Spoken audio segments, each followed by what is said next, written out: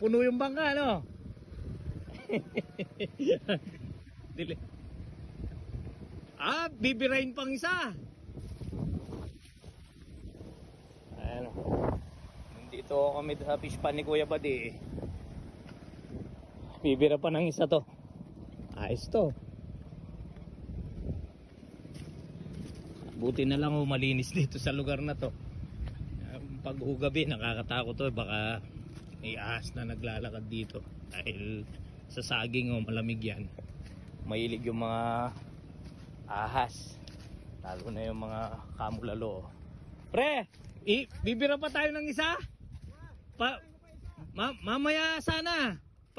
Para hindi tahimik muna, magtapi muna. Pre, ne. Puta, dali de pa yung may itong ne. Magkape muna daw. Magkape muna tayo.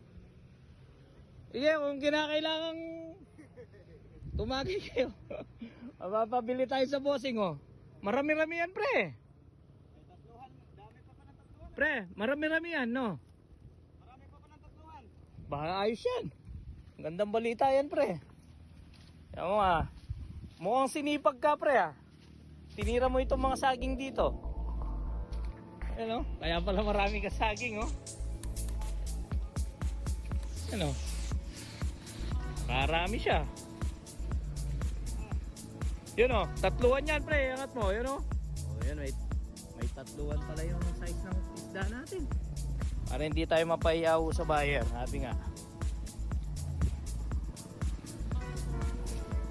Dali mo yung salungat.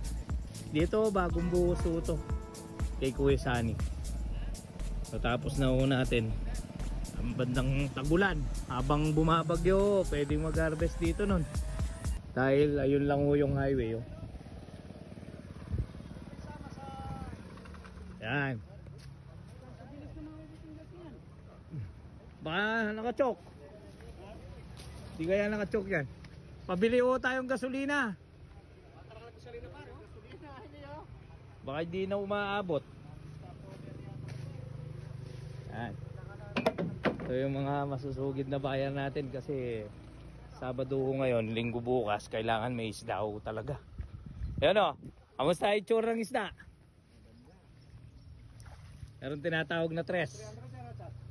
250 siguro. Wala kaya ang butas yung fish cage niyan?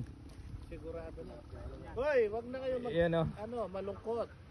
Makakaisda kayo ngayon. Ayun si Madam, oh.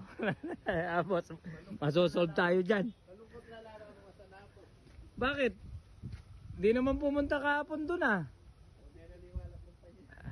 Nag-ibang linyada kayo, eh. Ayan na, si Madam, Madam Maleli. Ayan. Angat, angat, angat.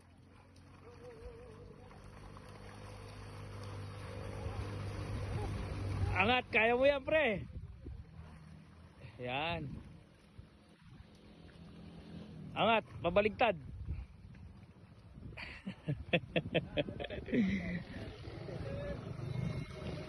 Yun, pwede nang limasin yun na lang, pre, kesa sa mapunit. Kaya na yan. Sa pamamagitan na salandra na yan, mapapalinis yung itsura ng isda. Oh, magkape muna kayo, boys. Kape. Go, go.